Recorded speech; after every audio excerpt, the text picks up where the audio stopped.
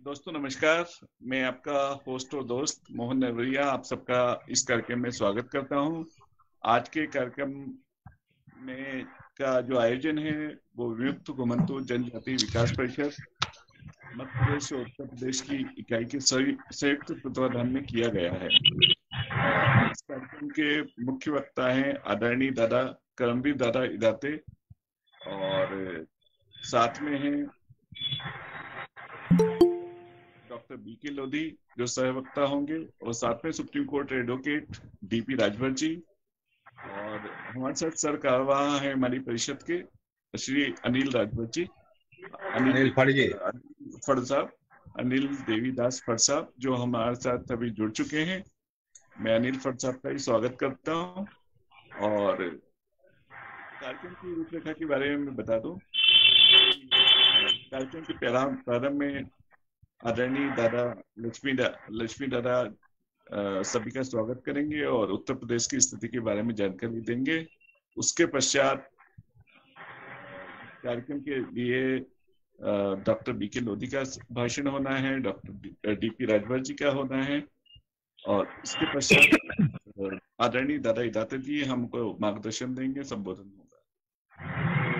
सबसे प्रारंभ में मैं आदरणीय श्री लक्ष्मी नारायण सिंह लोधी दादा जो कि उत्तर प्रदेश इकाई के हमारे प्रदेश अध्यक्ष हैं, मैं उनसे अनुरोध करूंगा कि वह अतिथियों का परिचय दिया है मैंने, उनका स्वागत करें और वहाँ उत्तर प्रदेश की स्थिति और वहाँ पे भी जो कार्य आपके द्वारा किए गए हैं थोड़ा संक्षेप में बताएं। जी मोहन भाई नमस्कार। और आज की जो ये मीटिंग है कोरोना के स्थिति को देखते हुए वेबिनार मीटिंग दादा इदाते जी के सानिध्य में हो रही है और जहाँ तक उत्तर प्रदेश की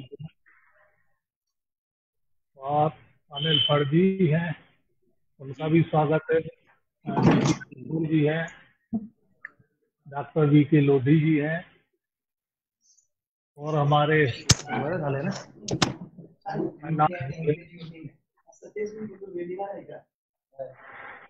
सभी लोगों का मैं स्वागत। 1952ला ते स्वतंत्र झाले, 5 वर्षानंतर स्वतंत्र झाले म्हणजे त्यांना गुन्हेगारी। आपकी आवाज आ रही है? अनिल बोलू नका, दुसरा गुन्हा लावला काँग्रेस ना। जी बोलू नका, कार्यक्रम सुरू झालाय। उत्तर प्रदेश के बारे में आवाज येत नहीं, आवाज उत्तर प्रदेश के बारे में और मैं बताऊं जब से कि 2015 से जब से आदरणीय दादा इदाते जी भारत सरकार में कमीशन के चेयरमैन बने तब से मैंने जाना कि ये विमुख जाति भी कुछ होती है। पहले हम लोग नहीं जानते थे, नहीं तो इस लड़ाई को हम और पहले लड़ सकते थे। 2015 से डॉक्टर बीके लोधी जी से संपर्क हुआ, फिर दादा के सानिध्य में और लोगों से संपर्क हुआ, तभी से ये महसूस हुआ कि हमारे साथ ये विमुक्त समुदाय घुमंतु समुदाय के साथ बहुत अन्याय हो रहा है और संवैधानिक व्यवस्था के तहत हमें आज तक अधिकार नहीं मिला। उस कार्यक्रम में दादा के नेतृत्व में मैं लग गया। भारत सरकार में माननीय सांसद, माननीय मंत्रीगणों के यहाँ जा करके मैंने उनसे अनुरोध किया और बताया, बुकें भी छपाई और उनको दिया, भेंट किया और विमुख जातियों के बारे में बताया। तो कुछ लोगों ने तो बहुत तेजी से समझा, जैसे साक्षी महाराज ने भी समझा, प्रहलाद पटेल जी ने समझा, फिर दोबारा में फिर चुन करके आए तो उनने पार्लियामेंट में इस विषय को रखा। फिर दादाजी के साथ हम उत्तर प्रदेश में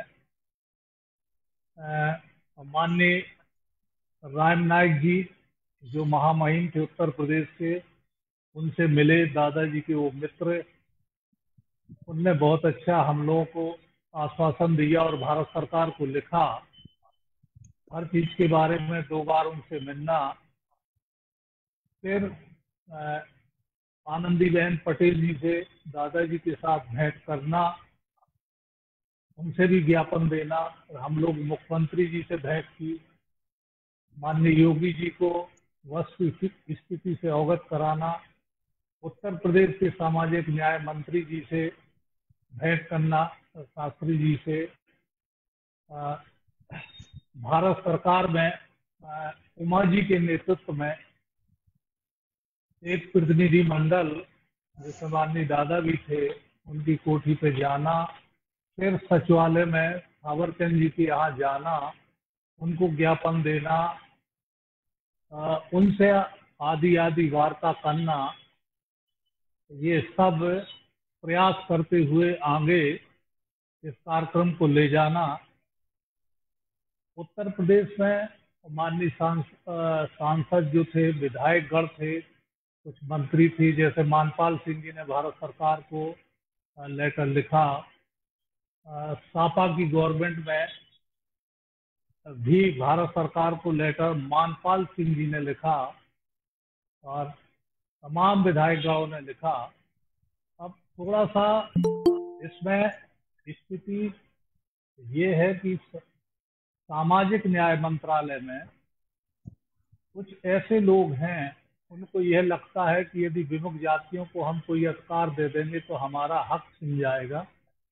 ऐसा नहीं है, ये बिल्कुल गलत है।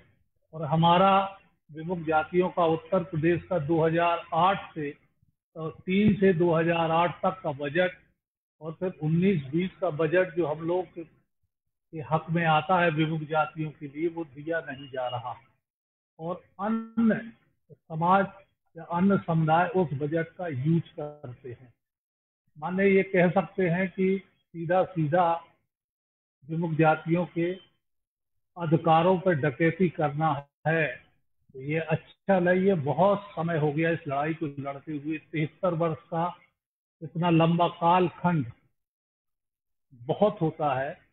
उन समुदाय को, जिस समुदाय ने इस देश को आजाद कराया और कहीं भी चोरी नहीं की अंग्रेजों से, ये ब्रिटानिया हुकूमत के दुश्मन, ब्रिटिश विद्रोही, आज भी न्याय ना मिल पाना थोड़ा सा अच्छा नहीं लगता है।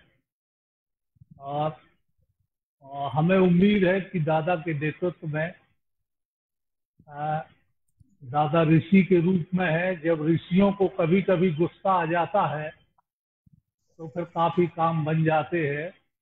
और जिस दिन दादा को थोड़ा सा ही गुस्सा आ जाएगा, उस दिन हम लोगों के अधिकार हमारे हक में होंगे, ऐसी मुझे उम्मीद है। और जैसे डॉक्टर डीपी राजभर जी हैं और सब लोग हैं, बहुत लगे हुए हैं पुस्तकों को छपना, दादा का यहाँ पे आना। पूज्य स्वामी ब्रह्मानंद जी महाराज ने इस लड़ाई को लड़ा था जब वो सांसद थे। उसके बाद फिर ये शांत हुई। और ज्यादा इतिहास में ना जा करके हम तो दादा को सुनना चाहेंगे। मैं थोड़ा सा चित्रण बता सकता हूँ कि दुर्भाग्य से इस देश की बागडोर जो प्रथम प्रधानमंत्री जी के हाथ में आई, वहीं से इन विमुक्त जातियों के साथ कुठाराघात होने लगा। इतिहास किसी को माफ नहीं करता।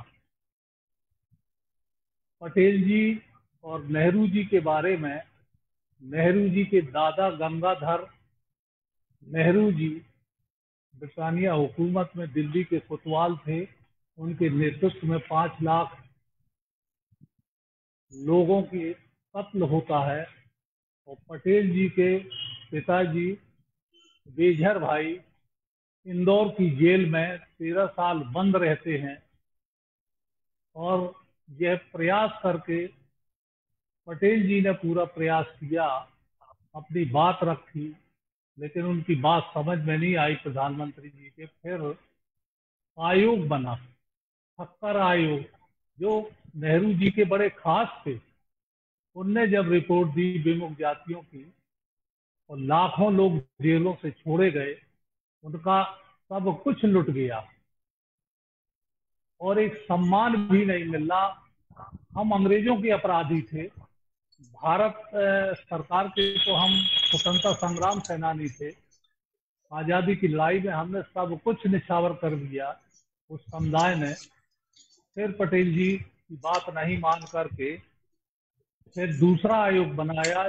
जो उनके सेक्रेटरी थे वो आयोग बना, उनकी रिपोर्ट को भी प्रधानमंत्री जी ने नहीं माना। यह अन्याय होते हवाते पटेल जी यदि रहते तो अस्वस्थ हुए, उनके साथ भी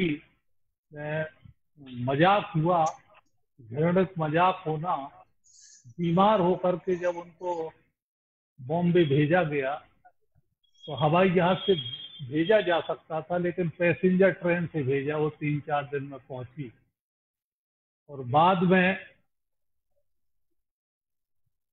उनके अंतिम यात्रा के लिए जब व्यवस्था की गई इंडिया गेट पर, तो भी लाहौस पर राजनीति कैसे की जाती है ये प्रथम प्रधानमंत्री जी से सीखा जा सकता है।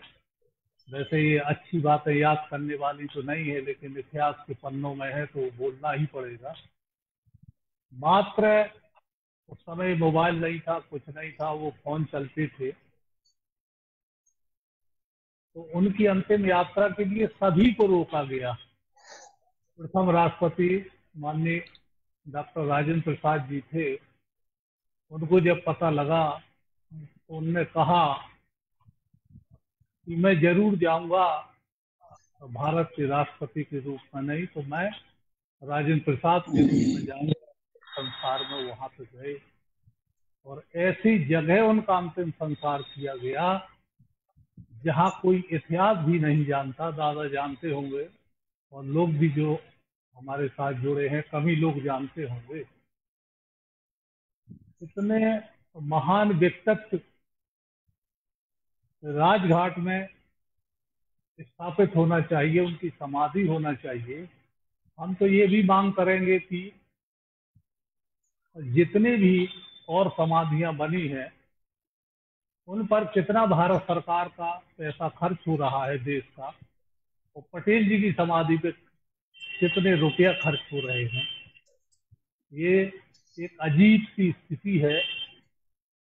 हमें हमारा सिर्फ विमुक्त जाति का प्रमाण पत्र उत्तर प्रदेश में नहीं दिया जा रहा। विभिन्न सरकारें आई, एक सरकार बीच में आई थी, उसने करके जिनको बहन जी कहते हैं वो सब पे ब्रेक लगा दी। हम चाहेंगे कि दादा हमें कभी मिलें, इजाजत दें तो संविधान की रक्षा के लिए, संविधान के अधिकारों के तहत जब हमें कहीं न्याय नहीं मिलेगा तो एक न्यायालय बचता है, उन्हीं के दरवाजे पे जाकर के अपने न्याय की बात रखेंगे। यही मुझे कहना था, और जो दादा का निर्देश होगा वो आगे हम उनके मार्गदर्शन में काम करेंगे।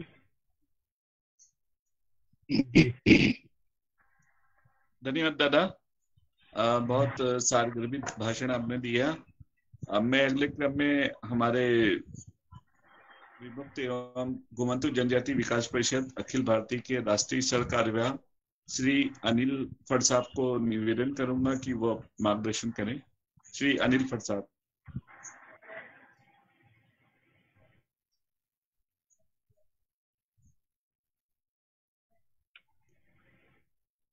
श्री अनिल फट साहब, शायद उनका माइक तो म्यूट है, अगर वो सुन पा रहे हो। हाँ, मेरी आवाज आ रही है? जी जी जी। हाँ, आज सभी को विमुक्त दिवस पर मैं शुभकामनाएं देता हूँ। सभी को हार्दिक बधाई देता हूँ। ये बहुत खुशी की बात है कि आज उत्तर प्रदेश और मध्य प्रदेश दोनों के संयुक्त तत्वाधान में यह विमुक्त दिवस मनाया जा रहा है। इसी बहाने आज हम लोग एक दूसरे से मुलाकात भी कर रहे हैं, बहुत दिनों बाद सामने से देखने का भी मौका मिला है। हाँ, तो मैं सभी की सेहत के लिए भी अच्छी कामना करता हूँ, सभी को कामनाएं देता हूँ। मुझे लगता है कि ये जो विमुक्त दिवस है, आज तो पहली बार ऐसा हो रहा है कि पूरे देश भर में आप 7 से लेकर 9 तक आज पूरा सेलिब्रेशन हो रहा है, और ये शायद पहली बार होगा। पूरे प्रोग्राम है, कहीं कहीं 5-5 दिन से प्रोग्राम चल रहे हैं, और ये हमारे लिए खुशी की भी बात है। इस स्तर पर आज हमारे लिए केंद्र सरकार के द्वार खुले हुए हैं, हमें बोर्ड मिला है, दादाजी जैसे एक ऋषितुल्य व्यक्तिमत्व वहां पे है। यूपी में भी हमारे एक ऋषितुल्य दादाजी है, उनके नेतृत्व में भी आज अच्छा काम चल रहा है। तो संगठन के तौर पर बताया जाए तो ये तो हमारी दशा है। अभी इतिहास तो हम बदल नहीं सकते, लेकिन नया लिखने से हमें कोई रोक भी नहीं सकता। इस विषय से भी हमें जाना पड़ेगा। अभी हमारे ऊपर जो जो अन्याय हुआ है, इतनी सरकारें चली गई, पहली बार कोई सरकार है कि हमें रास्ता तो दे रही है, हमें रास्ता दिखा रही है। और हमारा नसीब है कि हमारे साथ आज स्वयं दादा है, बीके लोधी जी जैसे इतने महान रिसर्चर है इस विषय में जो काम करते हैं। हमारे एडवोकेट डीपी राजभर जी है, तो सुप्रीम कोर्ट में इतना उनका वक्त जाता है, फिर भी वो पूरी तरह से इस मूवमेंट में जुड़े हुए हैं। मैंने जब उनको देखा, उनको मैंने मिला, तो मैं बवाल सा हो गया कि हम कितना काम करने के लिए झिझकते हैं, हमारे पास वक्त नहीं है, लेकिन इतना बिजी होने के बावजूद उनका डॉक्यूमेंटेशन, उनका प्रिपरेशन जो है, तो मुझे लगता है कि सही मायने में देश के विभिन्न विभिन्न अंगों से एक इंटेलेक्चुअल ग्रुप भी इकट्ठा हो रहा है। लेकिन ये करते करते संगठन के बिना हम कुछ नहीं कर सकते। अकेले एक जाति को लेकर हम आगे नहीं जा सकते। अकेले एक इंसान अगर एक प्रदेश में काम करेगा, 2 इंसान करेंगे तो हम काम नहीं कर सकते। आज हमारे दादा लोधी जी काम कर रहे हैं, बीके लोधी जी है, नरवारिया जी आप कर रहे हो, लेकिन एक टीम बहुत जरूरी है। एक बहुत बड़ी टीम इसके लिए जरूरी होती है। आप अकेले तो पूरे विभाग में काम नहीं कर सकते हो। तो मुझे लगता है कि इसी मुक्ति दिवस के मौके पे भी हम लोग एक संपर्क एक बहुत बड़ा संकल्प करें कि अभी मध्य प्रदेश में मध्य प्रदेश में ऑलरेडी बोर्ड है, तो उसके गठन के लिए हमारा संगठन उसके पीछे पड़े, हमारे लेटर वहां पे सरकार में जाए, हमारा जो प्रतिनिधि मंडल सरकार से मिले, और एक अच्छी कार्यकारिणी मध्य प्रदेश की गठित हो जाए। क्योंकि देखो, आज देश में किसी सरकार ने नोटिफिकेशन निकाल के दिन नहीं किया जो आज मध्य प्रदेश सरकार ने किया है। तो एक है कि वहां व्यवस्था जागृत है और विमुक्त घुमंतों की तरफ थोड़ा सा ध्यान देती है। हमारी है, हमें पूरी जितनी जनजातियां हो मध्य प्रदेश की, हर जनजाति छोटी हो बड़ी हो, उसका प्रतिनिधि हमारे संगठन में लेना ही है। जितना जल्दी हो सके एक अच्छा संगठन, स्टेट की बॉडी, पहले कम से कम स्टेट की बॉडी तो बनानी पड़ेगी, फिर सरकार के साथ हमको पत्र व्यवहार चालू करना पड़ेगा। इसी तरह से जैसे अभी डीपी राजभर जी समझो हमारे सुप्रीम कोर्ट में काम कर रहे हैं, एक कोई अच्छा लॉयर एमपी से उनको दिया जाए जो स्टेट कोऑर्डिनेटर बने हमारे संगठन का। एक बीके लोधी जी जैसा एक अच्छा इंटेलेक्चुअल इंसान हमें एमपी में से बाहर निकालना पड़ेगा जो हमारे इसमें काम करेगा। तो ये पूरी टीम जब बनेगी तो काम करने में बहुत मजा आएगा और काम आगे बढ़ेगा। 2-4 इंसान, अभी दादा तो बोर्ड का काम करेंगे, सरकार का काम करेंगे, संगठन में ध्यान देना अभी उनको इतना इजी नहीं है। ये अभी नैतिक लोगों की है, संगठन खड़ा करना, उसे चलाना, कार्यकर्ताओं को ट्रेनिंग देना, उनको बताना, काम काज के तरीके बताने पड़ेंगे। क्योंकि ये जो है बहुत ये है, हमारे लोग इसमें बहुत पीछे है। मतलब हम एक प्रोग्राम भी रखते हैं तो हमें पता चलता है कि हम कहाँ हैं। हमें विमुक्त घुमंत का इतिहास भी कभी कभी ठीक तरह से समझ में नहीं आ रहा है, और हमें हमारे यूथ जो है, यूथ को इस मोमेंट में लाना ही पड़ेगा, उनको हमारा इतिहास बताना ही पड़ेगा, हमारे ऊपर जो दौरा है वो भी बताना पड़ेगा, और उनको उनकी ताकत की कितनी जरूरत है हमारे इस संघर्ष के लिए वो भी बतानी पड़ेगी। अगर हम इस मुक्ति दिवस पे संकल्प करके आगे जाते हैं कि आने वाले कुछ दिनों में हमारा यूपी का और एमपी का पूरा संगठन खड़ा होगा, जब संगठन खड़ा होगा तो हमारे पास काम करने के लिए लोग भी होंगे, और जैसे ताकत बढ़ेगी, जैसा काम बढ़ेगा तो रिजल्ट मिलेंगे। यूपी में तो अभी बहुत अच्छा 1962 से पूरा डॉक्यूमेंट मिल रहा है हमें, ये बहुत बड़ी बात है, पूरे डॉक्यूमेंट हाथ में आ रहे हैं। अभी कास्ट सर्टिफिकेट का इशू आते आते आखिरी में रुक गया है शायद। हमारे दादाजी ने बताया कि ये इसमें जो हमारी सबसे बड़ी दुश्मन है ये ब्यूरोक्रेसी है। वो कौन सी ब्यूरोक्रेसी है? जो एससी और एसटी का फायदा ले रही है और वो नहीं चाहते कि इनको कुछ मिले। अभी नहीं चाहते। हमारे लोग एससी में हैं लेकिन उनको बेनिफिट नहीं मिलता है क्योंकि वो ऐड किए हुए हैं, बेसिकली नहीं है। तो सबको साथ लेना पड़ेगा, सबकी समस्या ये है। रिजल्ट ओरिएंटेड काम तो करना ही पड़ेगा, हमें कुछ ना कुछ तो रिजल्ट देना पड़ेगा। अभी जो चल रहा है वो तो सही तरह से चल रहा है, हमें कोई गलती भी नहीं करनी है, डॉक्यूमेंटेशन हमारा परफेक्ट भी होना है ताकि हमें कोई तकलीफ ना आए। ये करते करते संगठन बढ़ाना, मुझे लगता है कि अभी हम तो ये मैं तो खुद सब बताता हूँ कि हमारा मूवमेंट शुरू हुआ लखनऊ से ही हुआ। जो बैठक लखनऊ की हुई वो ऐतिहासिक हो गई, उससे पूरा संगठन देश में चला गया। पूरे देश में हमारा प्रवास भी अभी तक 10-15 राज्य तो प्रवास हो गया। लेकिन यूपी की मूवमेंट का जो संगठन है वो बढ़ाना बहुत जरूरी है। संगठन वही के वही है, अभी भी वही है। 2-4 लोग ये तो इतना मेहनत कर रहे हैं कि नौजवान मतलब उसमें सोचना जरूरी है। लेकिन अगर नौजवानों की ताकत है, अच्छे लोगों को प्लेटफॉर्म पे आप लेके आइए। और लखनऊ के साथ साथ एमपी में भी हम संगठन के तौर पर नहीं बढ़े हैं, कुछ भी नहीं बढ़े हैं 1 साल में। तो मुझे लगता है कि अभी वहाँ जातियों की लिस्ट है, आपके पास स्टडी है, हर जाति में 2-4 अच्छे कार्यकर्ता होंगे जो काम करते हैं, उनको जुटाना पड़ेगा। और अभी सरकार अपने विचारों की है, वहां पे चल रही है। गठित बोर्ड, उसके पीछे लेकर किसी भी हालत में बोर्ड का गठन जल्द से जल्द हो जाए, कोई भी उसमें नियुक्ति हो, हम इस तरह से काम करेंगे। मुझे लगता है कि आज दोनों इकाइयों के सभी पदाधिकारियों को भी बहुत धन्यवाद देता हूं कि आपने इस जिम्मेदारी के साथ इस कार्यक्रम का आयोजन किया। और दोनों प्रदेश साथ में आ गए, दोनों में एक अच्छी कोऑर्डिनेशन है, ये सबसे बड़ी बात है। और दोनों साथ में मिलकर काम करेंगे तो राष्ट्रीय दिवस के अवसर पर हम अगले साल का संकल्प करें कि अगले साल तक हमारा संगठन वहाँ, हमारा काम वहाँ अच्छा होगा और लोगों के लिए हम कुछ कर सकेंगे। हम एक मीडिएटर बनकर काम कर सकेंगे। संगठन के बिना कुछ नहीं होता, अकेला इंसान कुछ भी नहीं कर सकता। वो घूम सकता है लेकिन उसके पास ताकत नहीं होती है जो होती है। जिस तरह से दादा ने सोचा है कि हमें लीगल सेल चाहिए, हमें इंटेलेक्चुअली, उन्होंने क्यों सोचा है? ताकि एक अलग अलग ताकत बने। हमारे लीगल इश्यूज है, हमारे अकेले डीपी राजभर जी पूरे देश के फाइल्स शूट करते हैं ह्यूमन राइट कमीशन में। एक इंसान पूरे देश भर के किसी भी स्टेट में, डिस्ट्रिक्ट में अगर कोई घटना घटती हो, वो दिल्ली में बैठ के फाइल करते हैं। अगर उनको ताकत मिले, एमपी में से लॉयर मिले, यूपी में से लॉयर मिले, राजस्थान से लॉयर मिले और एक अच्छा स्ट्रॉन्ग लीगल सेल मिले, वो कितना काम कर सकते हैं हम सोच भी नहीं सकते। अगर बीके लोधी जी के साथ इंटेलेक्चुअल सेल चला आ जाए दोनों तीनों राज्य का, उनकी ताकत बढ़ेगी। उनकी वो अकेले काम करना और 10 जनों को साथ नहीं लेना।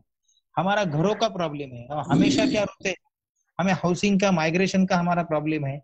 अगर हमारे कुछ अच्छे लोग इस विषय में काम करें कि जैसे अभी हर स्टेट का मॉडल है, समझो महाराष्ट्र में घरों का मॉडल अच्छा चल रहा है, जमीन देते हैं, घर भी बनवा के देते हैं, तो उस पे कोई स्टडी करे, हमें डॉक्यूमेंट मांगे, उस डॉक्यूमेंट को कंपेयर करे, वहां के सरकार के साथ पत्र व्यवहार करे कि आपके जो भी होम फॉर ऑल की स्कीम में इस तरह का शामिल किया जाए जिस तरह से महाराष्ट्र घर देता है। अभी हमें पौंडीचेरी में पता चला कि 250 घर सरकार ने दिए है, बना के दिए, चाबी भी दे दी लोगों को। हम वहां का मॉडल एक्सेप्ट करें और हमारे स्टेट में उसके ऊपर, लेकिन इसके लिए हमें कार्यकर्ता चाहिए जो इसी विषय में काम करेगा।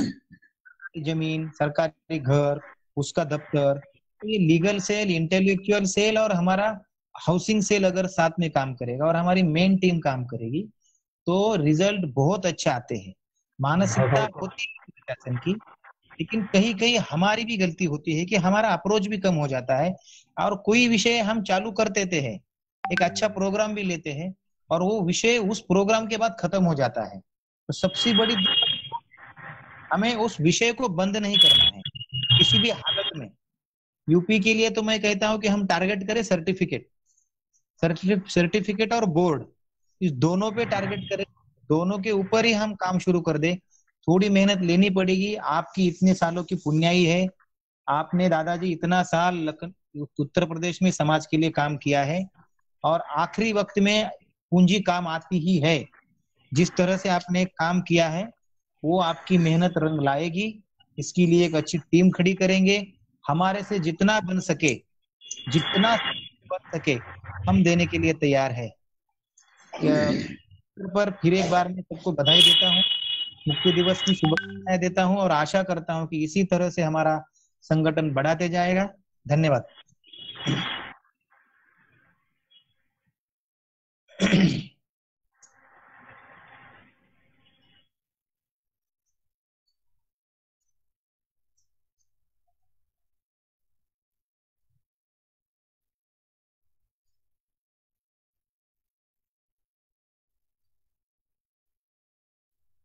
मोहन जी हो गया, माइक अनम्यूट कर लीजिए अपना please. Narwariya ji mic unmute करके बोलिए प्लीज। मैं अगले क्रम में आदरणीय डॉक्टर बीके लोधी साहब से अनुरोध करूंगा, जो हमारे परिषद के राष्ट्रीय संयोजक हैं बौद्धिक प्रकोष्ठ के, कि वे अपना वक्तव्य दें और हमारा मार्गदर्शन करें। आदरणीय बीके लोधी साहब। धन्यवाद मोहन जी। मुझसे एक आग्रह हुआ था कि मैं क्रिमिनल ट्राइब एक्ट के बैकग्राउंड के बारे में कुछ बताऊं।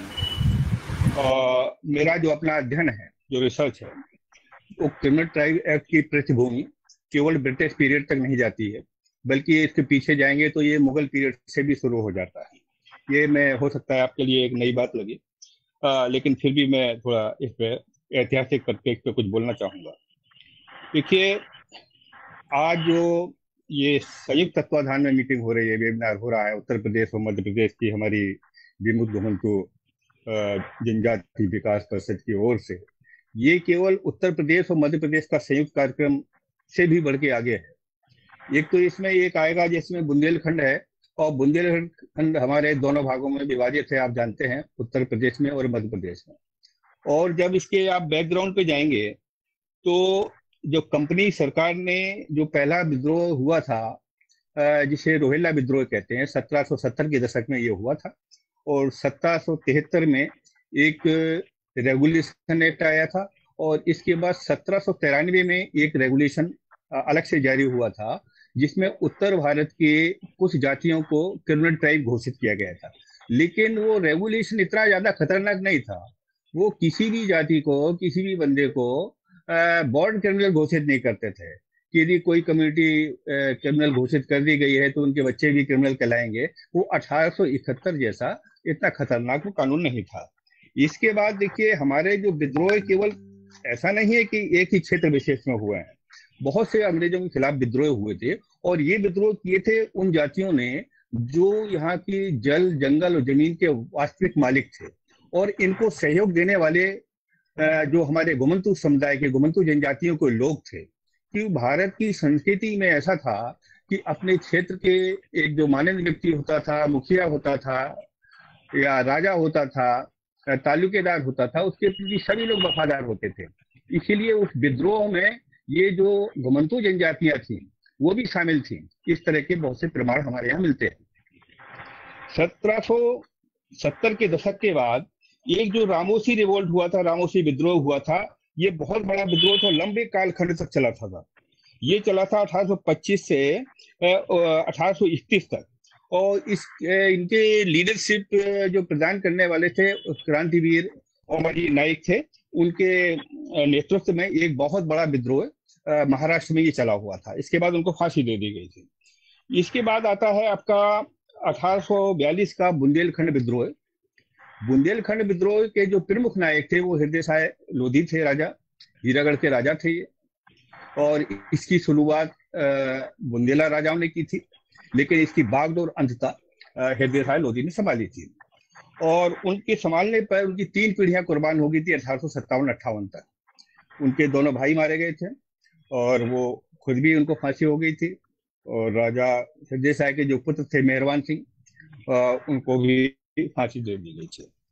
तो ये विद्रोहों की पहले की श्रृंखला है। इसके पहले क्या होता है कि आखिर क्या कारण था कि ये विद्रोह हुए। बुंदेलखंड विद्रोह के पीछे का सबसे बड़ा कारण था कि यहाँ पर जो मुगल पीरियड में गौड़ राजपूत, लोधी राजपूत और बुंदेला राजपूत, उस समय गौड़ भी राजपूत का दर्जा प्राप्त कर चुके थे, लोधी राजपूत भी इनका दर्जा मिल चुका था इनको। तो ये जब हुआ था तो आप जानते हैं कि बुंदेलखंड का सबसे बड़ा विस्तार महाराज छत्रसाल ने किया था। महाराज छत्रसाल ने जो बुंदेलखंड का विस्तार किया था वो था आपका उत्तर प्रदेश और मध्य प्रदेश की सीमा के अंतर्गत जो नर्मदा नदी है आपकी जबलपुर में, तोंस नदी है यहाँ इलाहाबाद में, और यमुना और चंबल, इस बड़े भूभाग से जो आच्छादित क्षेत्र था, ये क्षेत्र था, इसको बुंदेलखंड कहते थे। और महाराज छत्रसाल का पूरा जीवन मुगलों से युद्ध करने में बीता था। जब ये वृद्ध हो गए थे, एकदम वृद्ध हो गए थे, तो 1725 में लगभग इनको जयपुर के किले में इलाहाबाद के जो सूबेदार थे बंगस खान ने उसको किले को घेर लिया था। वो ये जयपुर हमारे करीब है, महोबा जिले में आता है, बुंदेलखंड में, उसको घेर लिया था। महाराज छत्रसाल जो थे वो केवल योद्धा ही नहीं थे, वो बहुत बड़े कवि और साहित्यकार भी थे। उनकी काव्यात्मक शैली बड़ी गजब की थी। और जब बंगस खान ने जब इनको घेर लिया है तो इन्होंने बाजीराव पेशवा को एक पत्र लिखा था। बाजीराव पेशवा को पत्र लिखा, उसमें लिखा है इन्होंने, बाजी जात बुंदेल की, बाजी राखो बाजीराव। ये पत्र पाते ही बाजीराव पेशवा ने उनकी रक्षा की, बंगस खां को हराया, भगाया। और वहां से महाराज छत्रसाल इतना ज्यादा प्रसन्न होते हैं कि उन्होंने बाजीराव पेशवा को अपना तीसरा पुत्र मान के बुंदेलखंड क्षेत्र का एक तीसरा हिस्सा, एक थर्ड पार्ट उनको दे दिया था। जब वो तीसरा हिस्सा उनको दे दिया तो बुंदेलखंड के जितने भी किसान थे तो बहुत पहले से भी वो या तो मतलब कृपा पात्र थे राजाओं के, या फिर मतलब उनके रिश्तेदार थे। तो कभी भी बुंदेलखंड के किसानों ने भूमि पर कोई टैक्स दिया ही नहीं था। न बाजीराव पेशवा ने कभी टैक्स लिया, महाराज छत्रसाल ने भी टैक्स नहीं लिया, राजा हृदय साय ने टैक्स नहीं लिया, कभी भूमि कर लगा ही नहीं आके किसानों पे। जब ईस्ट इंडिया कंपनी ने यहाँ पर पहली बार यहाँ के किसानों पर, राजाओं पर, तालुकेदारों पर, सामंतों पर, बड़े बड़े मतलब जो लोग थे, माननीय लोग थे, इंपॉर्टेंट लोग थे, उन पर जब टैक्स लगाया तो इनको ये चीज बड़ी नागवार लगी और बहुत बड़ा अपमान इन्होंने समझा कि भूमि हमारी माता है और माता पर हम टैक्स देंगे। तो इस तरह से ये विद्रोह शुरू हुआ कंपनी सरकार के खिलाफ। कंपनी सरकार के खिलाफ विद्रोह हुआ तो ये विद्रोह 3 साल 4 महीने तक चला था। 1841 से शुरू हुआ तो 43 तक चला था। तो फिर इसमें अंग्रेजों के पैर उखड़ गए थे, लेकिन अंग्रेजों की जो सबसे बड़ी नीति थी, फूट डालो और राज करो, इस नीति के तहत उन्होंने बुंदेलखंड विद्रोह को फिर दबा दिया। और उसमें जो कुछ राजा थे, बुंदेला राजा, वो उनसे मिल चुके थे। मिलने के बाद इन्होंने घोषित किया कि जो हमसे क्षमा मांग लेंगे, युद्ध ना करने का वादा करेंगे, आगे कानून व्यवस्था में सहयोग करेंगे। उनको कंपनी सरकार वचन देती है कि इनको माफ कर दिया जाएगा और सारी जमीनें कुछ वापस कर दी जाएंगी, तमाम चीजें। लेकिन जो आज गौड़ जनजाति, हमारी गौड़ राजाओं ने, गौड़ प्रजा ने और लोधियों ने, इन्होंने माफी नहीं मांगी। तो 1842 में ही इनको अपराधी प्रकृति का लॉर्ड एलनबरो, जो उस समय के गवर्नर जनरल थे, उन्होंने घोषित कर दिया था। तो ये क्रिमिनलिटी का स्टिग्मा, अपराधी होने का स्टिग्मा यहाँ से शुरू हो जाता है 1842 से ही इन लोगों के ऊपर। अंग्रेजों के आने से आप ये समझिए कि भारत आर्थिक रूप से ही दरिद्र नहीं हुआ। हमारी जो विश्व में इकोनॉमी में जो हमारा योगदान था भारत का, वो 27% था, जो आज हम जीडीपी कह सकते हैं, और 24% लगभग चाइना का भी था। तो विश्व की सारी आय का मोर देन 50% हिस्सा भारत और चीन के पास था। ये बहुत बड़ा वैभव था हमारे पास। लेकिन अंग्रेजों ने तो फिर क्या किया कि हमारे जो ग्रंथों को इतना तोड़ मरोड़ करके पेश किया कि अगर हमको भारत में शासन करना है तो इनके दिलो दिमाग में जो मैकाले का एजुकेशन है, जो आज भी हमारे दिलो दिमाग में बसा हुआ है, उसको किया। इन्होंने क्या किया कि लगभग उस समय की 200 जातियों को क्रिमिनल घोषित किया और 429 जातियों को अछूत बना दिया। जब ये 429 जातियां अछूत बनी हैं, 429 जातियों में 51 जातियां ऐसी थी जिनके ऊपर क्रिमिनलिटी का भी स्टिग्मा था, वो क्रिमिनल टाइप थे, ये समझिए। अब जो शास्त्रों में जो कहा गया है, ये कहा गया है कि भाई देखिए, ये अनटचेबिलिटी जो है बहुत प्राचीन समय से ऐसा शास्त्रों का गलत अनुवाद करके, गलत व्याख्या करके हमको बताया जाता है, ऐसा गलत। जबकि शास्त्रों का अध्ययन करने पे आपको पता चलेगा, किसी शास्त्र में आपको 7 और किसी में अधिकतम 12, अपवित्र जातियों का उल्लेख तो है, लेकिन वो अनटचेबल नहीं थी। अस्पृश्यता का तो बिल्कुल कहीं कोई जिक्र ही नहीं मिलेगा। लक्ष्मी दादा हमारे सामने बैठे हुए हैं, वो बहुत अच्छी तरह से जानते हैं कि अछूत जातियों को जो पढ़ाया जाता है कि मंदिर में प्रवेश वर्जित था, वो मंदिर में प्रवेश नहीं कर सकते थे। लेकिन आपकी जानकारी के लिए बता दें कि ये बांसफोर या बसोड़ जो बुंदेलखंड की जाति है, वो जिसको अछूत बनाया अंग्रेजों ने और जिनको क्रिमिनल बनाया अंग्रेजों ने, वो आज भी सबसे पहले मंदिर में प्रवेश, जब कोई गाजे बाजे के साथ कोई फंक्शन होता है, कोई आयोजन होता है, तो सबसे पहले जिसको कहा जाता है कि अछूत जातियों को मंदिर में प्रवेश वर्जित है, अनिवार्य रूप से केवल वो बसोर जाति ही प्रवेश करती, इसके बाद बड़े बड़े लोग प्रवेश करते हैं। तो ये जो गलत तर्जुमा है, गलत व्याख्या है, तो अंग्रेजों ने केवल हमको गरीब नहीं बनाया, दरिद्र नहीं बनाया, सांस्कृतिक रूप से गरीब बना दिया, हमारे शास्त्रों की गलत व्याख्या कर दी गई। इतना कि आज भी हम लोगों में ये लगता है कि जो भी हमारी बुरी हालत है वो अंग्रेजों के कारण नहीं, बल्कि और शास्त्रों के कारण है, धर्म शास्त्रों के कारण है। एक तर्कसंगत बात वर्मा जी सामने बैठे हुए हैं, सबसे बड़ी बात ये है कि यदि वास्तव में जैसे कास्ट जो हमने एक नया वर्ड इन्होंने इजाद किया, जात और जाति में फर्क समझना होगा हमारे विद्यार्थियों को। हम जात थे, जाति नहीं थे। जाति की व्याख्या समाजशास्त्री सब लोग ये कहते हैं कि जाति एक ऐसा क्लोज वर्ग है, इतना बंद समूह है कि एक दूसरे को फूटी आंख भी देखना पसंद नहीं करता। आप बताइए, यदि वास्तव में ऐसा होता जातों के अंदर, तो हम विश्व की सर्वश्रेष्ठ इकोनॉमी हो ही नहीं सकते थे।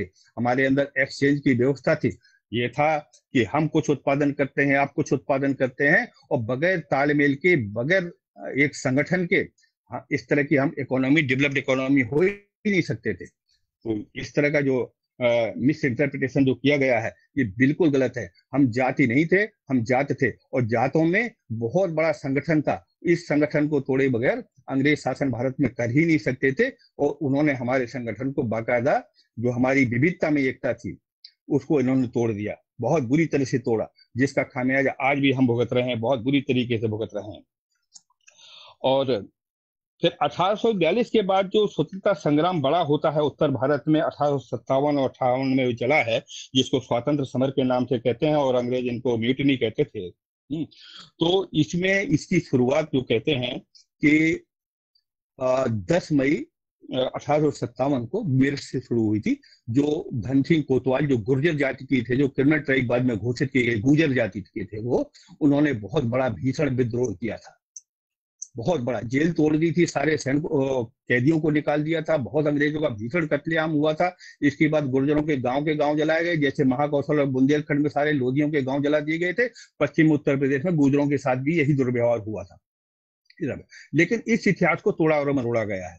आज भी हमको क्रिमिनल ही माना जाता है, आज भी मतलब क्रिमिनल टेंडेंसी का। मल्लाहों का कितना बड़ा विद्रोह था, बहुत बड़ा विद्रोह। सत्ती चौरा की बात हो, चाहे आपके आगरा क्षेत्र की बात हो, और शेखवाबाद क्षेत्र की बात हो, पासियों का बहुत बड़ा विद्रोह था। आज उनको अनटचेबल कहा जाता है, अछूत कहा जाता है। आप एक बहेलिया जाति है, नवल किशोर एक नवयुवक हैं, जिस उन्होंने मुझे सरकारी दस्तावेज पेश किए थे, वो प्रामाणिक हैं, ऐतिहासिक ग्रंथ हैं, कि सतना के एक गांव में 44 बहेलिया लोगों को फांसी दे दी गई थी। वो सब के सब सैनिक थे। यहाँ तक कि मुगल पीरियड में भी इतिहास मिलता है कि वो उनकी एक अपनी मनसबदारी थी, एक सेना थी बहेलिया लोगों की, पासी लोगों की सेना थी, खटीक लोगों की अपनी सेना थी। कोई सैन्य समुदाय, जो सैन्य समुदाय है, वो भला अनटचेबल कैसे हो सकता है? वो तो गौरवमयी पद होता है। लेकिन ये किया किसने? बिल्कुल जाहिर सी बात है कि ब्रिटिश इतने चालाक थे, जो मुगल भी नहीं कर पाए वो अंग्रेजों ने कर दिखाया। हमको अछूत भी बनाया, हमको क्रिमिनल भी बनाया, हमको मेन स्ट्रीम से बाहर भी किया, और हमको आर्थिक रूप से दरिद्र दिया उन लोगों ने। अब भर लोगों का कितना सराहनीय योगदान रहा है इतिहास में, दादा दादी जानते हैं। यहाँ पे डीपी राजभर बोलना चाहेंगे तो बोल देंगे। अच्छा, उनका भी बहुत बड़ा एक समय था कि बुंदेलखंड तक उनका शासन था भर लोगों का, और भर नाम के, भरवाड़ा नाम के, इस तरह के बहुत भरवाड़ी नाम के गांव आज भी मिलते हैं, उनके सिक्के मिलते हैं। लेकिन आज उनकी क्या हालत है? बड़ी खस्ता हालत है। तो ये हमारा जो इतिहास में योगदान रहा है, जल जंगल और जमीन के मालिकों के साथ जो दुर्व्यवहार हुआ है, ये मतलब बड़ा असहनीय है। चलो अंग्रेजों ने किया वो हमें बर्दाश्त है क्योंकि वो हमारे दुश्मन थे, लेकिन आज की तारीख में हम इतना प्रयास कर रहे हैं, इसके बावजूद भी हमको संवैधानिक हक नहीं मिलता है, संवैधानिक दर्जा नहीं मिला हुआ, कॉन्स्टिट्यूशनल हमारी कैटेगरी नहीं है, तो कॉन्स्टिट्यूशनल राइट कैसे मिलेगा? ये बड़ी मतलब अफसोसजनक की बात है, ये बात है। अच्छा, एक जो सबसे बड़ी गड़बड़ी क्या हुई है कि हमारी जो विमुक्त जातियां हैं, उन विमुक्त जातियों को कुछ को एससी में शामिल किया गया, कुछ को एसटी में शामिल किया गया, बाद में जो मंडल आयोग का दौर आता है वो ओबीसी में शामिल कर दिया गया। इसमें झारखंड हाई कोर्ट से लेकर सुप्रीम कोर्ट तक के ये निर्णय है कि अगर बहुत ज्यादा बैकवर्ड को आप बैकवर्ड के साथ मिला देंगे, सक्षम के साथ, उनको कभी न्याय नहीं मिलेगा। वेंकट चलैया कमीशन ने भी कहा कि भाई इनको गलत ढंग से क्रिमिनलिटी का स्टिग्मा इनके ऊपर लगा हुआ है। लोकल कमेटी ने भी अनुशंसाएं की, बहुतों ने अनुशंसाएं की, लेकिन हमारे लोगों को ये शिकायत है कि भाई देखिए ये हो क्या रहा है कि इतनी कमेटी बन गई, इतने कमीशन बन गए, लेकिन हमारे लिए उद्धार के लिए, हमारे उत्थान के लिए कोई काम नहीं हो रहा है। तो जहां तक मैं समझता हूँ वो मेन चीज ये है कि अभी तक हमारे लिए कोई परमानेंट ऐसा निकाय नहीं बना हुआ है जो निगरानी करे, जो मॉनिटरिंग करे कि भाई इन सिफारिशों का आखिर हुआ क्या है। और इस देश की ब्यूरोक्रेसी को आप समझते हैं कि अभी काफी हद तक जो चलती है वो ब्रिटेन के ही नक्शे कदम पर चल रही है, जो अंग्रेजों के जमाने में साहिबान थे उसी तरह के नक्शे कदम पर चल रही है। और एक जो अफसोसजनक पहलू ये भी है कि हमारे अपने ही लोग जो भी है एससी में शामिल हैं, उनको लगता है कि शायद इनको अगर ये हक मिल गया तो हमारा हक ना छीन लें। तो हमारी लड़ाई सबके लिए है, उनके लिए भी है, अपने लिए भी है, लेकिन हमें जो उत्तर प्रदेश में सहयोग नहीं मिल पा रहा है, फिर भी हमने इतनी कोशिश कर दी है कि 2 लेटर हमारे बोर्ड से आ गए हैं। अब इनको छटपटाहट मची है ब्यूरोक्रेसी में कि अब तो लगता है हमको सर्टिफिकेट जारी करना पड़ेगा। इसके अलावा देखिए हमें उत्तर प्रदेश शासन से ये जानकारी मिली है कि सामाजिक न्याय मंत्रालय के जो सेक्रेटरी साहब हैं, उन्होंने भी इदाते कमीशन ने जो लिस्ट तैयार की है, कन्फर्म लिस्ट बाई और and confirm by the commission, उसकी सूची 34 स्टेट को वो अपने पत्र के साथ भेज चुके हैं कि ये केंद्रीय सूची है, इसके अनुसार इनको राज्य और केंद्र सरकार द्वारा जो संचालित योजनाएं हैं उनका इनको लाभ पहुंचाएं और निश्चित पहुंचाएं। तो ये 3 काम मैं समझता हूं कि बहुत बड़े काम हो गए हैं। बोर्ड ने 2-3 लेटर लिख दिए हैं और हमारे सेक्रेटरी साहब ने लिखे हैं, तो मुझे लगता है कि ये उम्मीद बनी तो है कि अड़ंगेबाजी के बावजूद, एक नेगेटिव थॉट के बावजूद हम अपने अधिकार को ले सकेंगे, निश्चित ले सकेंगे। हमें सबसे पहले जो आइडेंटिटी हमारी है सर्टिफिकेट की, वो मिलनी चाहिए थी। अभी देखिए हमारे डॉक्टर DR वर्मा साहब ने एक क्वेश्चन उठाया था कि भाई इतना हमारे बजट का क्या हुआ। तो उस बजट में ये हुआ कि माननीय हमारे समाज कल्याण मंत्री हैं, लोधी दादा के जो परम मित्र हैं, और मैंने देखा है कि उन्हें कंधे पे कंधे हाथ डाल के चलते हैं, लेकिन हमारा काम उतना नहीं कर पा रहे हैं वो। तो उन्होंने बिल्कुल झूठा जवाब दिया कि सर्टिफिकेट मिल रहा है, सर्टिफिकेट नहीं मिल रहा है, जबकि ये बात बिल्कुल सही है कि सर्टिफिकेट नहीं मिल रहा है। उन्होंने हाँ ये सच्चाई बोली है कि भाई इतने 1000 करोड़ का बजट था, इतना बजट था, वो लैप्स हो गया है। तो उनको याद दिलाना चाहिए कि साहब लैप्स इसलिए हो जा रहा है कि क्लेमेंट नहीं मिलता, कोई दावेदार नहीं मिलता। दावेदार क्यों नहीं मिलता है कि हमको सर्टिफिकेट ही नहीं मिलता है, हमारी सीटें खाली रह जाती हैं। राइट टू एजुकेशन हमको भी है, तो वो राइट टू एजुकेशन कब मिलेगा? राइट टू एजुकेशन के लिए आपने बहुत से आश्रम पद्धति विद्यालय खोले हैं, कहते हैं कि बच्चे नहीं मिलते, हमने जनरल को अलाउ कर दिया, ओबीसी को अलाउ कर दिया। उसमें बच्चे तो आपको इसलिए नहीं मिलते हैं कि हमको सर्टिफिकेट नहीं दिया जा रहा है। बहुत सीधी सी बात है। तो पहली जरूरत हमारी सर्टिफिकेट की है। अब फिलहाल जो हमारे पहले एक विशेष सचिव साहब थे साहब से आइए, दादा साहब ने भी उनको, दादा साहब ने एक पत्र लिखा हुआ था, तो उन्होंने एक भूमिका तो उसमें बना दी है कि भर जाति की तरह बगैर किसी एरिया रेस्ट्रिक्शन के सभी को एक सर्टिफिकेट जारी किया जाना, हर जिले में जारी किया जाना, ये समीचीन होगा, उपयुक्त होगा। इसके अलावा इस पे आगे अलग से कार्य चल रहा है। तो और मैं आगे बताना चाहूंगा कि अंग्रेजों ने जो क्रिमिनल घोषित किया 1857 के बाद, 1857 के बाद क्या हुआ कि एक तनाव चल रहा था एंग्लो अफगान वार सेकेंड। पहला तो तब हुआ था जब बुंदेलखंड विद्रोह हुआ था। पहला जब हुआ तो वहां के बुंदेलखंड के लोधी राजा जो हृदय साय थे और दूसरे लोगों ने बहुत अच्छा अवसर पाया कि ये अंग्रेजी सेना है, अफगान बॉर्डर पे जूझ रही है, अच्छा है कि हम विद्रोह करते हैं। उस समय विद्रोह किया था। इसके 1857 के बाद जब महारानी विक्टोरिया ने कंपनी सरकार से शासन अपने हाथ में ले लिया, तो उस समय बड़ा तनाव शुरू हो गया था यहाँ पर अफगानिस्तान में। एक सेकेंड वर्ल्ड वार की पूरी उम्मीद थी। तो उन्होंने पहले देखा कि भारत में के समाज में से जो मार्शल रेस है, जो लड़ाकू जातियां, योद्धा जातियां हैं, उनको सेना में भर्ती किया जाए। तो उन्होंने पूरे भारत के समाज को 2 भागों में बांटा, एक मार्शल और दूसरा नॉन मार्शल। तो मार्शल में पहले जो हम क्रिमिनल ट्राइब उन्होंने तुरंत घोषित नहीं किया था 1871 में हमको घोषित किया है। पहले तो देखा कि ये भले ही हमसे लड़े हैं, लेकिन महारानी विक्टोरिया का बहुत अच्छा असर है। वो मान चुके हैं कि कंपनी सरकार ने अन्याय अत्याचार किया था और महारानी विक्टोरिया बहुत उदार मना है, उदार हृदया है, और इनके प्रति इनकी वफादारी साबित होगी और उनके प्रभाव में आके हमारी सेना में ये सहयोग देंगे, जरूर भर्ती होंगे। फिर उन्होंने पहचान की, यदि जो जिनको हम मार्शल देश कहते हैं, इसमें तो अधिकांश लोग, जो 200 का मैं एक आंकड़ा देता हूँ लगभग, कि ये लोग तो हमारे प्रति वफादार नहीं है, ये लॉयल नहीं है, ये डिसलॉयल है। इनको भर्ती करना ठीक नहीं है, भर्ती होना भी नहीं चाहते हैं। तो पहले हमको मार्शल देश तो उन्होंने माना था, एक योद्धा जाति माना था, लेकिन इसके तत्काल बाद अफगान टेंशन के मद्देनजर हमको तुरंत डिसलॉयल मानते हुए क्रिमिनल ट्राइब घोषित कर दिया। मतलब पहले मार्शल देश माना जरूर था, लेकिन इसमें जो घुमंतु जातियां थी, लड़ाकू जातियां तो थी, वो उन्होंने देखिए लक्ष्मीबाई ने नर समाज को इस्तेमाल किया, कबूतर समाज को अपनी सेना में भर्ती किया था। हमारे जो पूर्व थे गणेश में, तो उन्होंने कुचवदिया समाज को इस्तेमाल किया था। ऐसे बहुत से प्रमाण मिलते हैं कि ये अपने देशी रियासतों के भी बड़े वफादार होते थे, बहुत ही ज्यादा वफादार होते थे। ये तो रोजी रोटी के लिए इन्होंने तब क्राइम करना शुरू किया जब इनके रोजगार के सारे साधन छिड़ गए। इनको जैसे मान लीजिए कि भालू का नाच दिखाने वाला कलंदर समुदाय है, उनको इतना ज्यादा पैसा पहले ही नहीं जाता था कि इनको खेती बाड़ी की जरूरत नहीं थी। हमें कुचवंदिया समुदायों से संपर्क किया कि भाई क्या भूमिहीन होने का कारण क्या, जो लोग कहते हैं हजारों वर्षों से भूमिहीन, वो संस्कृति के कारण भूमिहीन थे। यहाँ पे बहुत से लोगों ने उनको जमीनें देने की पेशकश की, लेकिन उनको इस चीज की पहले बहुत ज्यादा आवश्यकता नहीं थी, और जमीन वैसे भी लोग छोड़ रहे थे क्योंकि अंग्रेजों ने बहुत ज्यादा टैक्स लगा रखा था। तो हमारे बगल में एक बेउक जाति के एक बहुत बड़े जमींदार थे, उन्होंने 200 बीघा जमीन देकर उनको बसाया था और मेन स्ट्रीमिंग उनकी हुई, बहुत उन्होंने उत्थान किया, बहुत सरकारी सेवाओं में भी आ गए हैं। तो मैं समझता हूँ समय ज्यादा हो रहा है और मैं अपनी बात को विराम देता हूँ। Thank you very much. मैं शायद ज्यादा समय ले लिया, बाद में बात होती रही आपसे। ठीक है सर, मेरा एक प्रश्न है आपसे।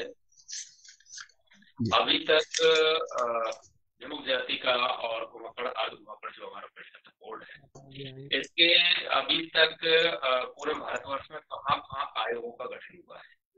इंद्रजीत भाई, मैं आपको इस बारे में बताता हूँ। अभी चूंकि 11 मिनट ही बचे हैं हमारे कार्यक्रम को, और राजभर जी से निवेदन करता कि 2-3 मिनट में एडवोकेट डीपी राजभर जी अपनी बात रखें सामाजिक और लीगल इश्यूज पे, फिर हम आदरणीय दादा को मौका देंगे। मुझे टोक देते आप बीच में, सही रहता।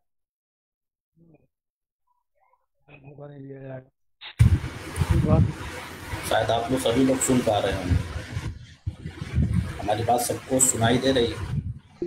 हेलो, हाँ सुनाई दे रही।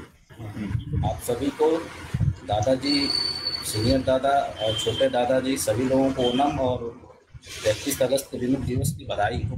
क्योंकि हमारा सब चूंकि समय कम है, तो दिनेश जी पंखा चल रहा है क्या पीछे आपके ऊपर? हाँ, उसको बंद करना हो। आवाज जा रही सही? पंखा बंद कर दीजिए, नॉइस आ रही है। पंखा एक मिनट।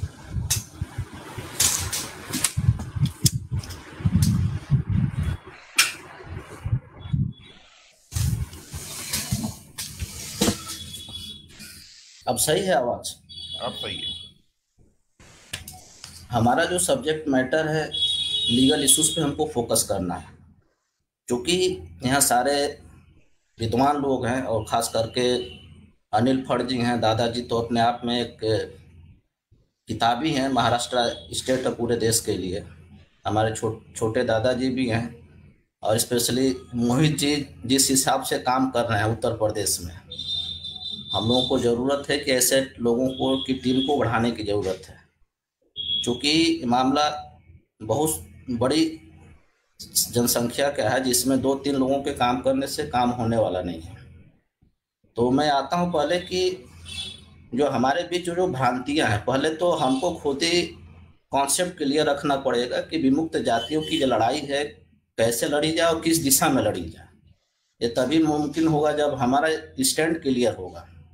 हमेशा हम गवर्नमेंट को, चाहे पिछली गवर्नमेंट हो या वर्तमान गवर्नमेंट हो, हमको हमेशा उनको हम लोग दोषारोपण किए थे। दोषारोपण करने से कुछ होने वाला नहीं है। कहीं न कहीं हम आप भी जिम्मेदार हैं जो उस समय के हिसाब से हमारे लोग नहीं चल पाए। जैसे आज चले तो हमको भारतीय जनता पार्टी केंद्र की सरकार को हम धन्यवाद देते हैं कि जिन्होंने हमारी बात को सुना, कम से कम कुछ नहीं दिया तो एक वेलफेयर डेवलपमेंट बोर्ड तो दिया, जहाँ सेंटर में हमारे कोई माँ बाप नहीं था, कम से कम एक तो पहचान दी। आगे जो भी कमीशन की बात है और भी जो पावर से देखा जाएगा, लेकिन एटलीस्ट अभी तो हम शुक्रगुजार हैं केंद्र की सरकार का, और रहेगा, पूरा समाज रहेगा।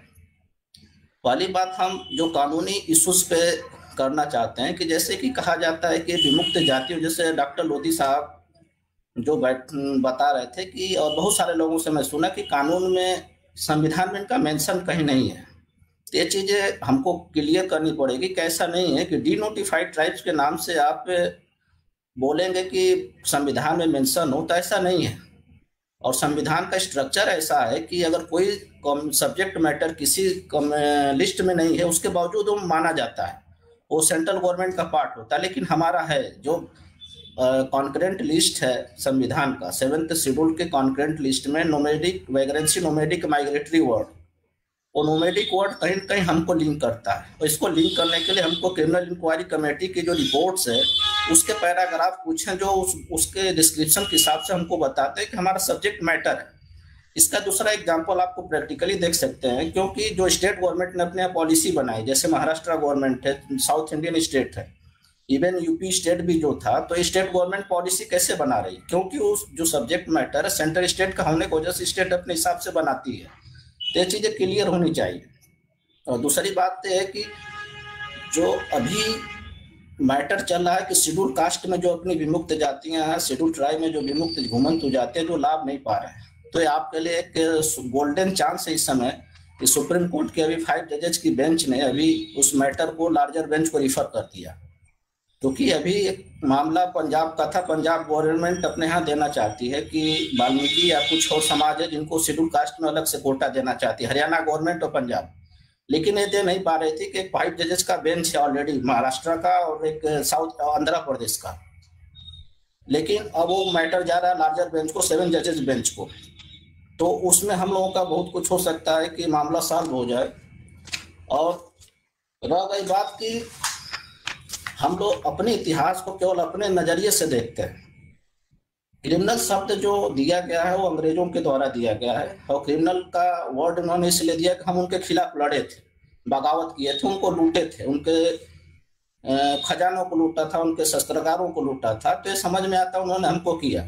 लेकिन आज़ादी के पहले आपको बता दूं कि देश के बहुत बड़े जो लीडर्स हुआ करते थे, जिनका नाम मैं बताऊंगा, और शायद आपको जानना भी जरूरी है कि जो कितना बड़ी बात हमारे लोगों के लिए बोला, जैसे पट्टाभी सीतारमैया साहब ने बोला हुआ है, एम सुब्बा राव जो chief justice of Madras high court के थे, उन्होंने स्टेटमेंट दिया है, ठक्कर बापा ने दिया हुआ, के एन काटजू, जहाँ तक हमको लगता है के एन काटजू देश के बहुत बड़े बैरिस्टर हुआ करते थे कानूनविदों में, जहाँ पे डॉक्टर लोधी साहब रहते हैं, उनके नाम से कॉलोनी है।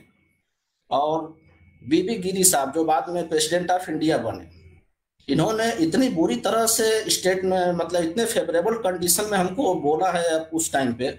लेकिन इस चीज़ों को हम लोगों को नोटिस करना पड़ेगा, गवर्नमेंट के रिकॉर्ड में लाना पड़ेगा, क्योंकि ये जो लोग बोलने वाले लोग हैं एक बहुत बड़ी पर्सनालिटी हुआ करते थे और अभी हैं। और रह गई बात कि जो हम लोग काम कर रहे हैं, इस काम के तरीके को बदलना पड़ेगा। जैसे हम लोग अभी उत्तर प्रदेश में डॉक्टर लोधी साहब इंटेलेक्चुअल सेल संभाल रहे हैं, और डॉक्टर छोटे दादाजी हैं, इधर मैं काम कर रहा हूँ, उधर मोहित जी काम कर रहे हैं, और ये 3 लोगों के तिकड़ी से काम नहीं होने वाला है। उत्तर प्रदेश सबसे बड़ा राज्य है और सबसे बड़ी जनसंख्या क्या, सबसे बड़ी समस्या है। और महाराष्ट्र का रेफरेंस हम लोग देते हैं, तो महाराष्ट्र को आज रिजर्वेशन मिल रहा है तो ऐसे नहीं मिल रहा, वहाँ के लोगों ने लड़ा, वहाँ के पुराने पूर्वज जो लड़े हैं, इस वजह से वहाँ मिल गया।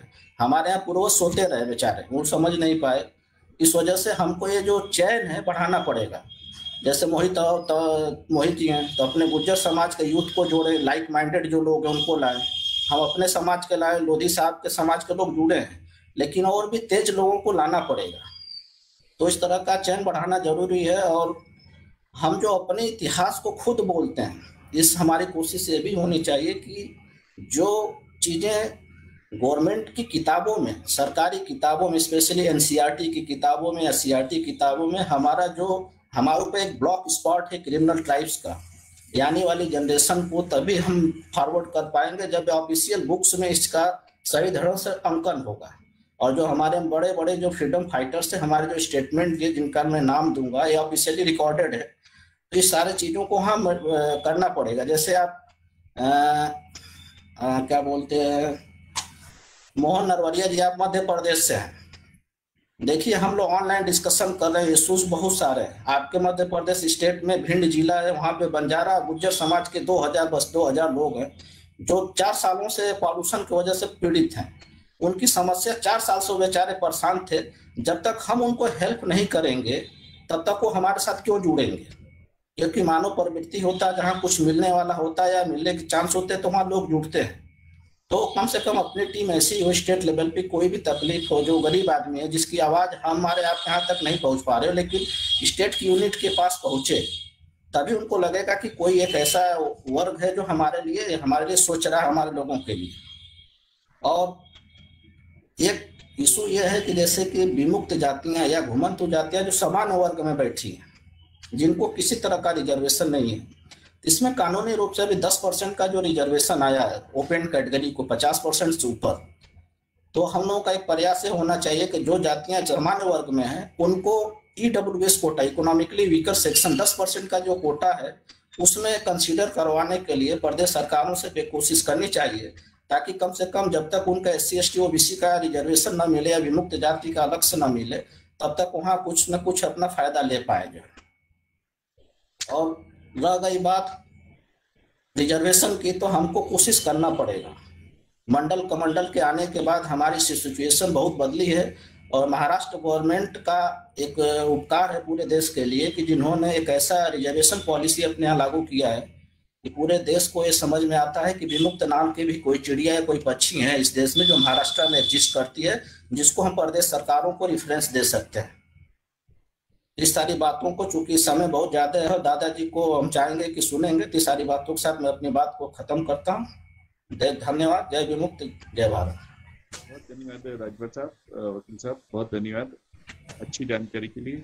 अब मैं आदरणीय दादा दाते से अनुरोध करूंगा कि वो हमारे विमुक्त घुमंतु एवं अर्धघुमंतु समुदाय विकास व कल्याण बोर्ड भारत सरकार के अध्यक्ष हैं और महत्वपूर्ण पद पर हैं, कृपया मार्गदर्शन करें। हमारे संगठन के भी वो राष्ट्रीय अध्यक्ष हैं, तो निवेदन है कृपया मार्गदर्शन करें। आदरणीय दादा इदाते जी।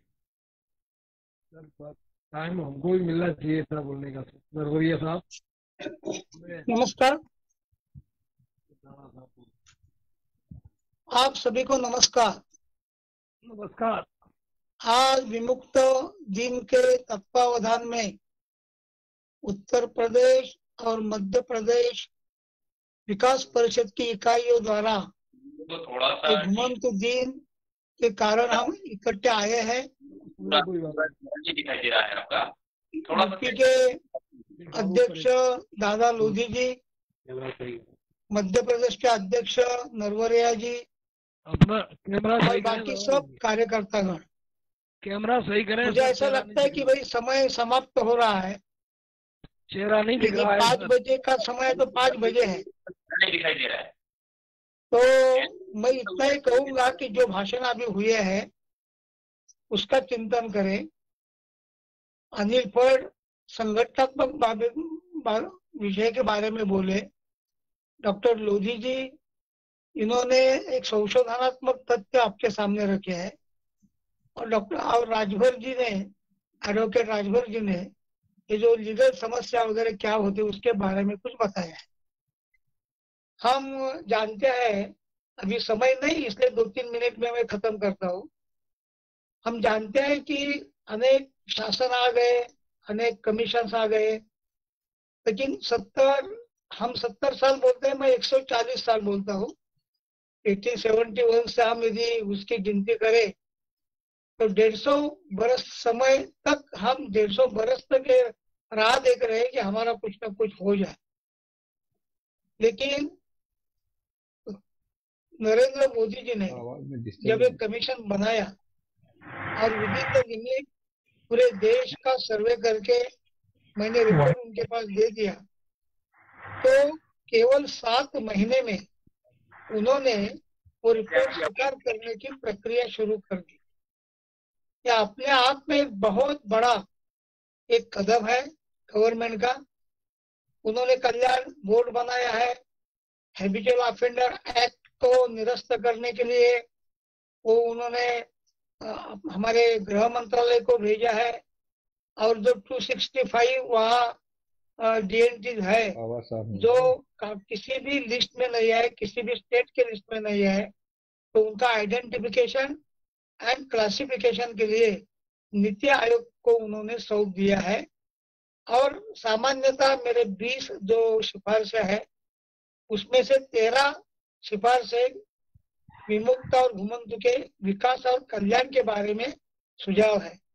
तो इसके लिए ये सोशल जस्टिस विभाग के अंतर्गत उन्होंने ये बोर्ड बनाने को बताया है। वो बोर्ड बनाया है, मैं अभी उसका चेयरमैन हूँ। अभी उसके पहले भी और अभी काम शुरू करने के बाद भी हमारे विमुक्त घुमंतुओं को न्याय कैसा मिले ऐसा हम प्रयास कर रहे हैं। मैं यूपी में 2-3 बार आ गया। वहाँ के हमारे महामहिम राज्यपाल से हम मिले। इतना ही नहीं, उसके सेक्रेटरी के पास मैंने भी पत्र व्यवहार किया था, फोन किया था। कुछ न कुछ अभी शुरू हुआ है, लेकिन उसकी गति ठीक नहीं है।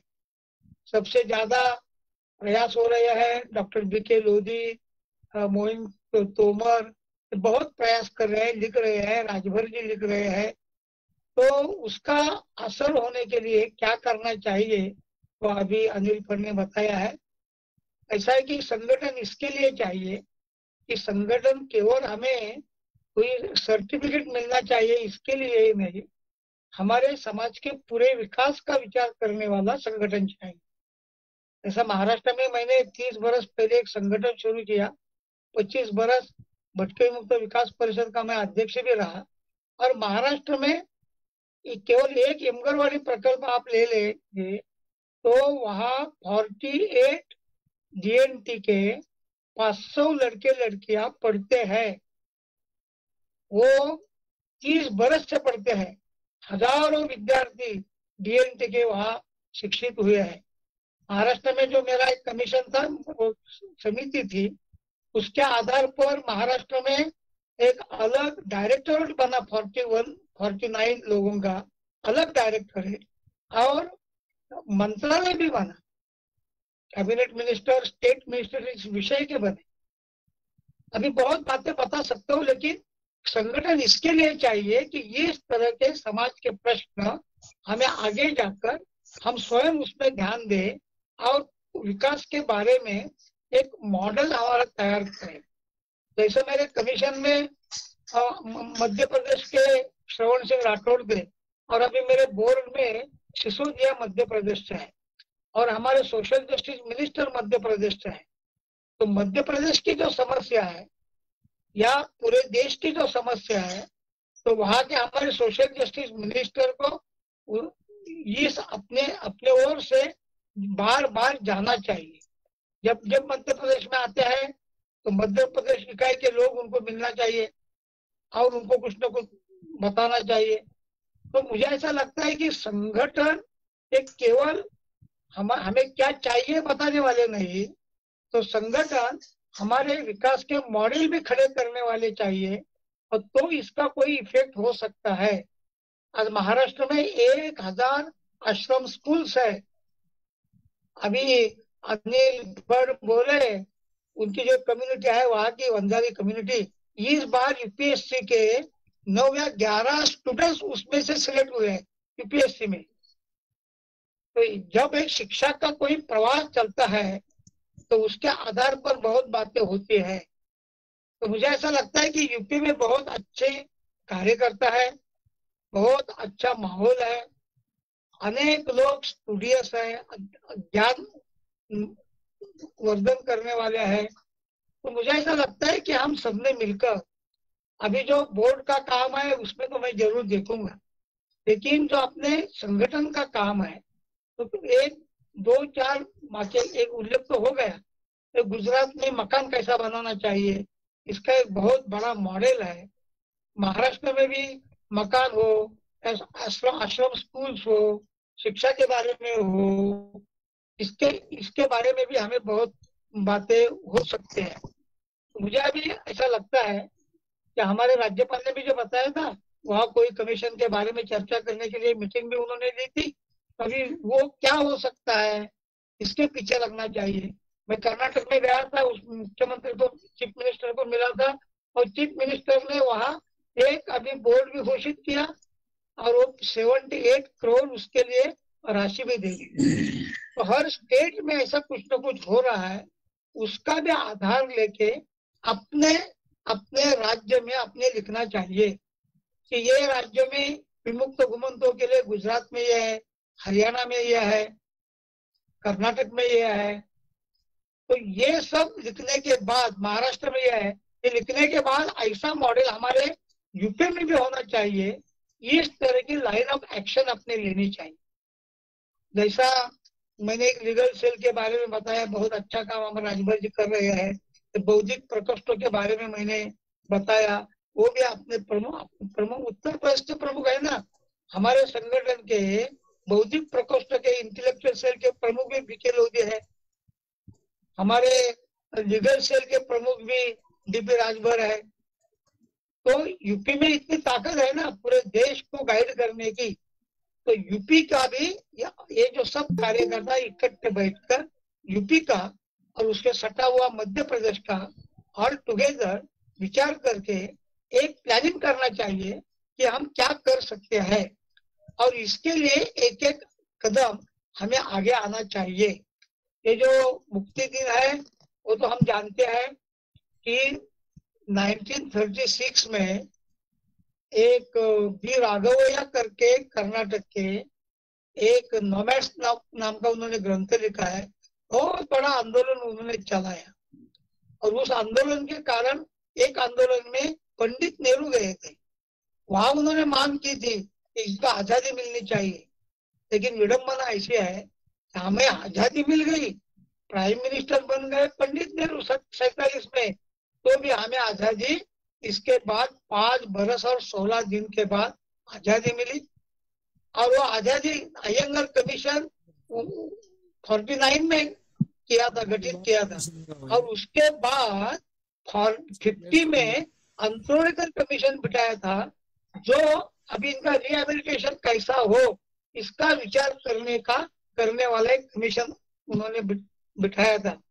ये सबकी बातें ऑल टुगेदर लेके धीरे धीरे पूरे देश में जो माहौल पैदा हो जाएगा, लेकिन हमारे यूपी और हमारे मध्य प्रदेश में उसको ठीक ढंग से रचना करना, एक बात धीरे धीरे चलाना, और वो हमें हम जो चाहते हैं वो आगे जाके हो जाएगा, ऐसा मुझे लगता है। अभी एक परमानेंट हमें बोर्ड तो मिला है, लेकिन परमानेंट कमीशन चाहिए।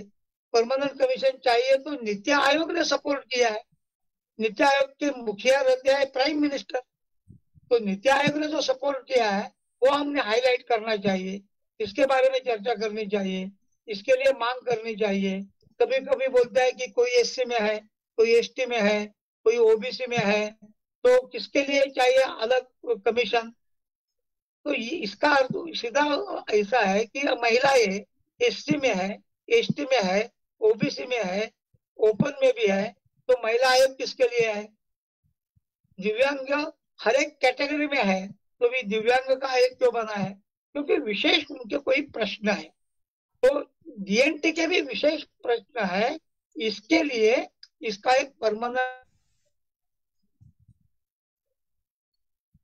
मांगे लेकर हमने आगे चलकर काम करना चाहिए, ऐसा मुझे लगता है। अभी आपने मुझे इस सम्मेलन में सम्मिलित किया और मुझे बोलने का अवसर भी दिया, इसलिए सहयोग जो हमारे है उससे प्रति मैं कृतज्ञ रहता हूँ और आपसे विदा लेता हूँ। जय हिंद। जय हिंद दादा।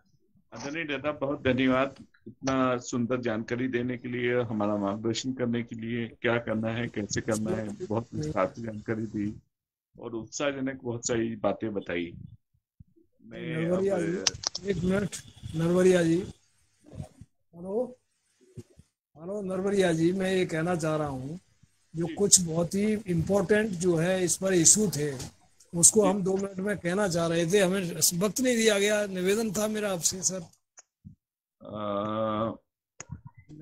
मैं डॉक्टर DR वर्मा यूपी से बिलोंग करता हूँ, डिस्ट्रिक्ट फिरोजाबाद से। तो सर मुझे चांस बताइए, क्योंकि आपसे कोई वॉइस नहीं आ रहा है। इदाते साहब जो है बोल गए, चीफ गेस्ट बोल गए, तो अब आप बताइए। तो जल्दी जल्दी बताइए, जल्दी, क्योंकि अब आभार प्रदर्शन हो रहा है और एक गीत की प्रस्तुति भी है विमुक्त जाति पे। गीत भी बनाया है हमारे प्रदेश उपाध्यक्ष श्री इंद्रजीत लोधी ने। कृपया संक्षेप में पूछिए आप।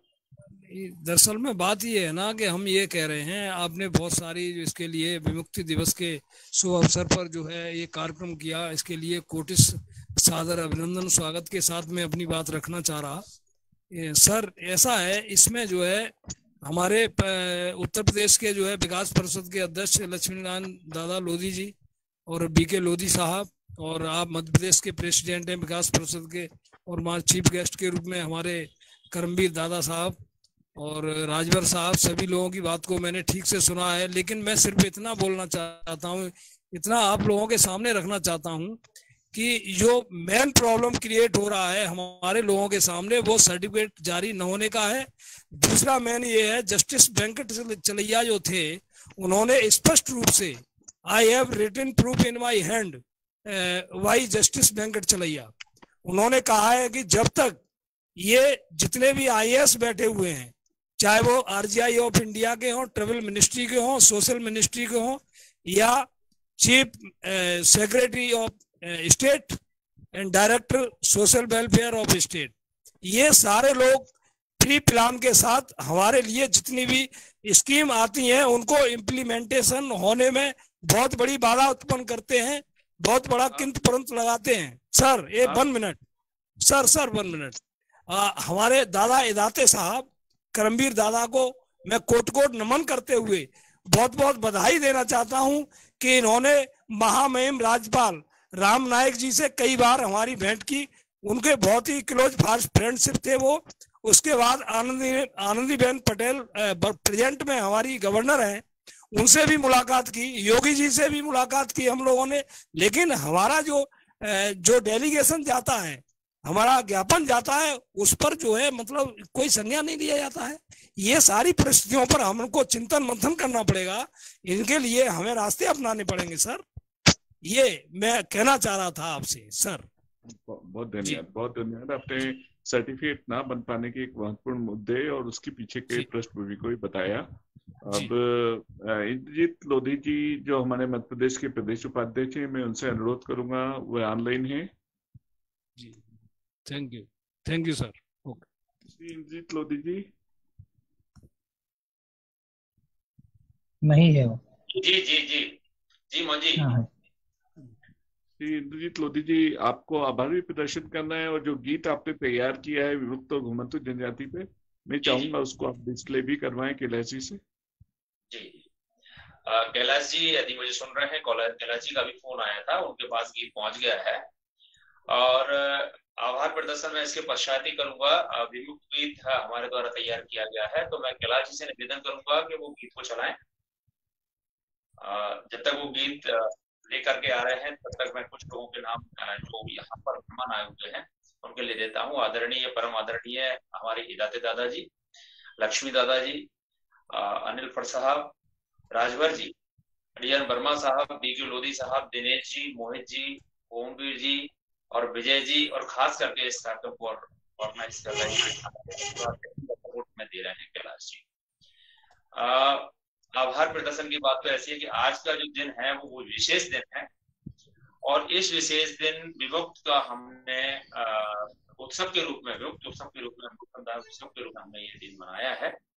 तो इसके लिए सभी का मैं आभार प्रदर्शन करता हूँ।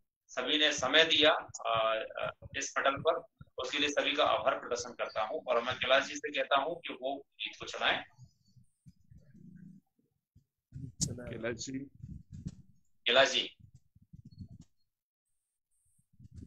मेरी बात सुन पा रहे हैं?